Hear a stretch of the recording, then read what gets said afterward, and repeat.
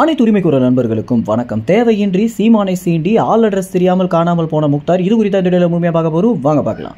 தமிழ்நாட்டில் ரொம்பவே பரபரப்பாகவும் ட்ரெண்டாகவும் இருந்தவர் தான் பார்த்தீங்கன்னா முக்தார். அவருடைய தொலைக்காட்சியில் அவர் எடுக்கக்கூடிய நேர்காணலை பார்க்கறதுக்கு ஒரு ரசிகர்கள் கூட்டமே இருந்தாங்க அப்படின்ற விஷயம் நம்ம அனைவருக்குமே தெரிஞ்சிருக்கும். இந்த அளவுக்கு ரொம்ப நேர்மையாகவும் நேர்படவும் கேள்வி கேட்கிறாரு அப்படின்னு மக்கள் பார்த்தீங்கன்னா இவருடைய வீடியோக்களை பார்க்கறதுக்கு அதிக அளவில் ஆர்வமும் செலுத்திட்டு இருந்தாங்க.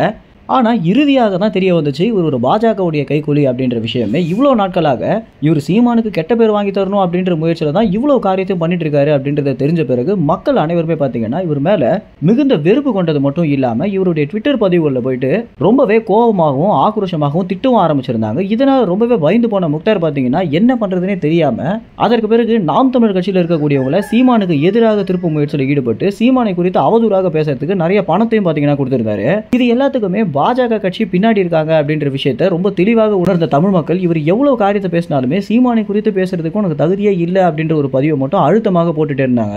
இதன் அடிப்படையில் பாஜக கட்சி பார்த்தீங்கன்னா இவரை வச்சு வேலை வாங்குற முயற்சியை முற்றிலுமாக நிறுத்தி இருந்தாங்க. இப்படி இருக்க சூழ்நிலை தான் விஜயலட்சுமியோட வழக்கு பார்த்தீங்கன்னா ஒரு தீவிரம் அடைந்து விஜயலட்சுமியிடம் நேரடியாக முக்தார் போயிட்டு உங்களுக்கு எவ்வளவு பணம் வேணாலும் நான் தரேன் அப்படின்றத வீரலட்சுமி மூலமாக பேரம் பேசியிருந்த ஒரு ஆடியோவும் வெளியாகி முக்தாருக்கு அடுத்தடுத்த நிறைய கெட்ட பேர் வந்து நாம் தமிழர் கட்சியோட நிர்வாகிகள் இனிமேலும் முக்தார் இப்படியே விட்டா வேலைக்கு ஆகாது அப்படின்னு முக்தாருடைய சத்தியம் தொலைக்காட்சி அலுவலகத்திற்கே சென்று நேரடியாக அவரிடம் பேசுற முயற்சியில் ஈடுபடும் போது ரொம்பவே பயந்து போன முக்தார் அந்த இடத்துக்கு காவலர்களை வர வச்சு நாம் தமிழ் கட்சியோட நிர்வாகிகளை அந்த இடத்துல இருந்து அப்புறப்படுத்தபடியாக செஞ்சிருந்தார். அடுத்த கொஞ்ச நேரத்திலே பாத்தீங்கன்னா அங்கிருந்து முக்தாரும் கிளம்பி போயிருந்தாரு. அதற்கு அடுத்தபடியாக சத்தியம் தொலைக்காட்சியில் இவர் இருக்காரா இல்லையா அப்படின்ற ஒரு கேள்வி எழ ஆரம்பிச்சிருக்கு.